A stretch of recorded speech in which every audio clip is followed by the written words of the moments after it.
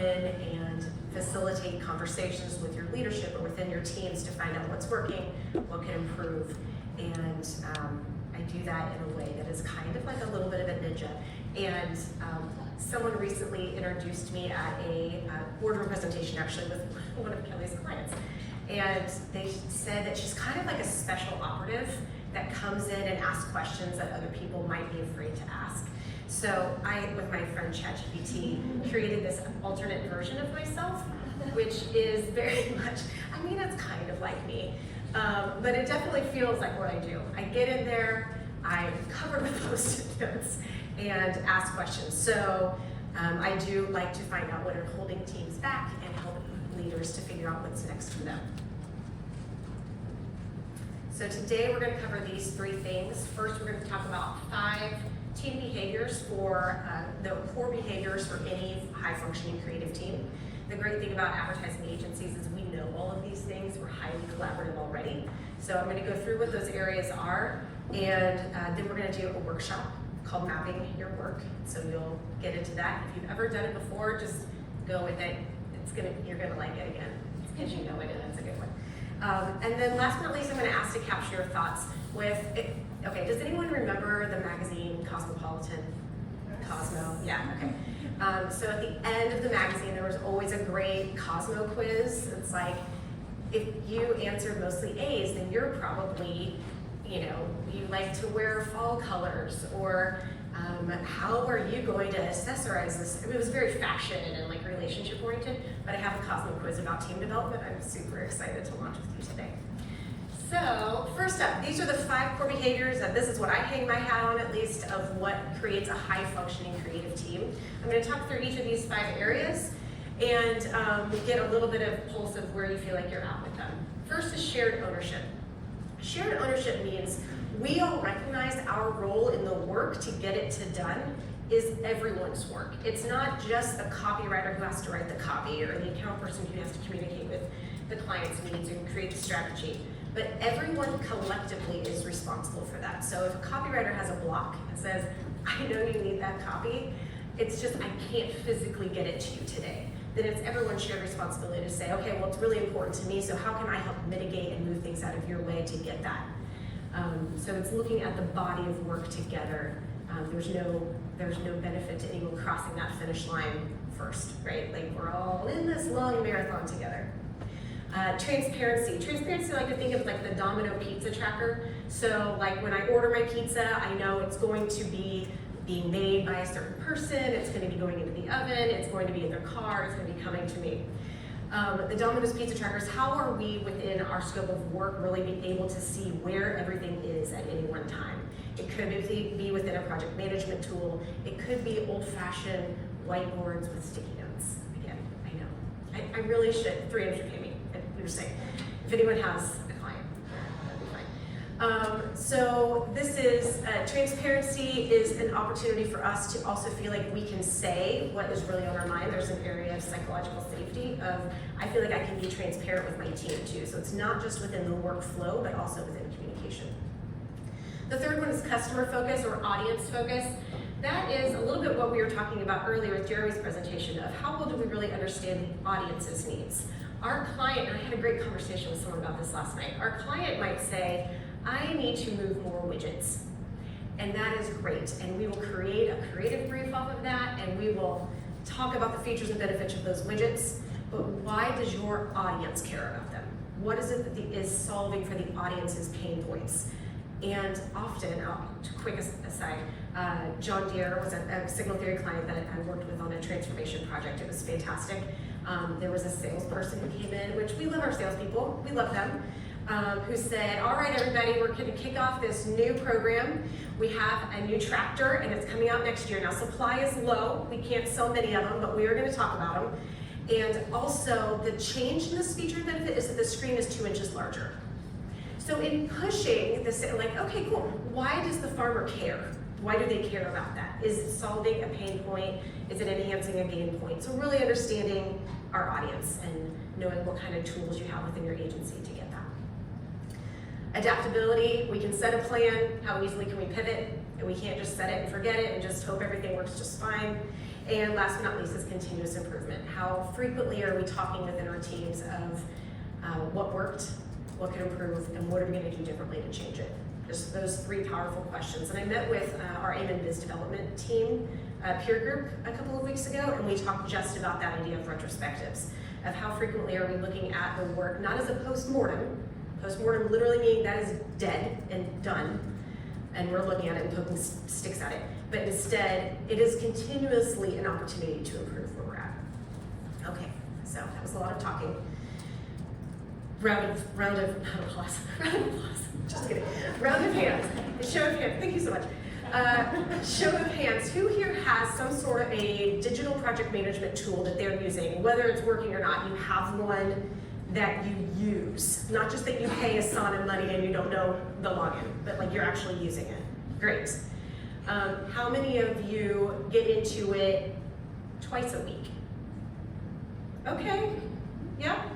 How many of you feel like it is a project management tool that our project managers know really, really well, and I know it exists? Great show of hands. Okay, good understanding of opportunity for transparency and seeing where's the work at all times.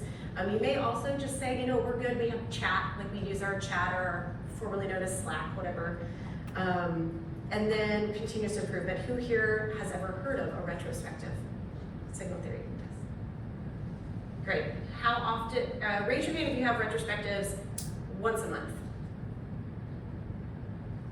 A couple people. Great. Opportunities. And this is what you call your girl. Okay, so I'm going to take you through. So these are the 5 areas of behavior for high-functioning creative teams. We recently did a team health assessment that I have 5 to 6 questions in each one of these areas to assess how well do your teams rank in each one of these, and I can assign a team health score to see which one of these areas could improve, because if you lift one of these scores, they all lift up. Rising tides and ships. There's a saying. Okay, we're gonna move into our exercise. The first question I have for you is, who, and just holler out or raise your hand, who knows what a backlog is? Yes? Okay. Braves, yes, what is a backlog? Backlog is I suppose it could be projects or tasks that are sitting waiting for someone to take them on. Great. Any other answers to a backlog? Or what you think of as a backlog? That work that you hope you get to one day, the stuff that's on the back burner that nags you in the middle of the night, and you're like, oh yeah, I haven't done that yet. So a backlog, and it does come a little bit from our friends in the Agile space, a backlog is a body of work that is all of the things that need to be completed. So just thinking through every single element. So yes, good gold star, you got that. It is every single thing that needs to get done. It's both the execution work, it's the strategy work. It's all of the work, so that you're constantly being able to look at that laundry list to see how can I prioritize and reprioritize the work to make sure we're getting it to done as fast as we can. It can be a really helpful decision-making tool, thinking about transparency. It can be a really helpful tool as well as shared ownership. So we're gonna do an exercise today. My little guy down here, that's the thing that was like, get ready, you're about to work your brains. So we're gonna do an exercise called Map Your Morning. Has anyone here, show of hands, done this type of exercise before? Yes? Great. Okay, go along with it, is all I'm gonna say. At the front of your tables now, so your teams are now the people at your table. So in a second you're gonna get to know them if you don't know them already. I think Christy mixed us all up pretty well. At your table, you are now a team and you're gonna be doing some creative work together. And I will explain to you what you're gonna do. In your groups, you are gonna come up with a persona. So first thing you're gonna do after you introduce yourselves, make that quick. You're gonna come up with a persona. And when I've done this with teams before, sometimes a persona is a person sitting at their table. Sometimes it is a busy mom with 2 kids and a dog. You can come up with whatever you want. Superman has been a persona I've seen before. Doesn't matter. You come up with your own persona, someone that everyone at your table can kind of like, I got who that is. Because we don't have time to do customer journeys. So come up with your persona. And then your outcome is that you need to get that person from bed to the office, ready to take on the day. So assume their office is not their bedroom, they're actually going to the building. So they need to get from bed to the office. And there's some, here's your directions again in pictures. So create your persona, get them to go from bed to the office. You're gonna take the sticky notes that you have on your table, and everyone has multis. You guys don't have any sticky notes. I'll get you some. Thank you, Kelly. You're gonna put one activity per sticky note. So as a team, you're gonna come up with, okay, for our person, what are things that we need to do? Turn off the alarm, brush your teeth, make your cereal, whatever it is that you need to do. But what is it that you're gonna do to get that outcome? Think again, any good creative brief, what is the outcome that we're wanting our customers, our audiences to do? How do we get them to the office ready to take on the day? I'm gonna leave this up for the activity. You'll have 15 minutes for this activity. And these are the steps that you're gonna go through. So first, you're gonna determine your persona. Second, you're gonna work as a team to create a list of activities. And remember, one activity per sticky note. That part is important.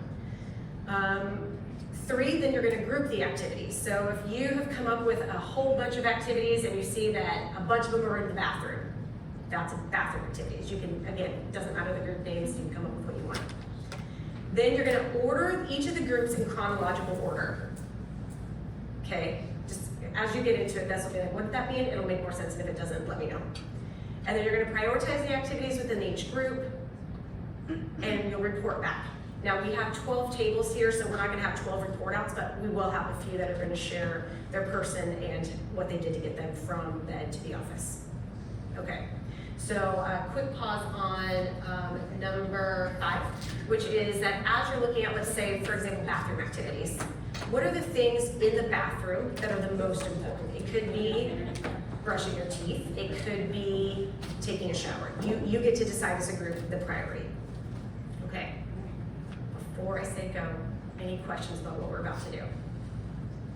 What do we win? What do you win?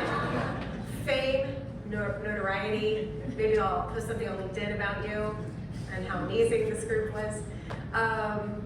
I will say, actually, quick pause, because the point of this is collaboration across disciplines as well. Like, you can do this with any group. So who here is representing media, or you do media buying and planning? I feel like there's a lot of media friends here. Creative, art, copy, design, any. Content strategy, keep your hands up if you said yes for the last one. Account, I was born and raised account for 17 years, so you're my favorites. Public relations, I started as a PR intern with Lothy, so also my favorite. And leadership, that you don't say you're any one discipline anymore. Yeah, but you probably used to be, right? Anyone that I didn't, anyone not raise their hand, like what discipline am I not remembering? Brain strategy, yep, thank you. Brain strategy as a whole. Analytics. How many analytics friends do we have here?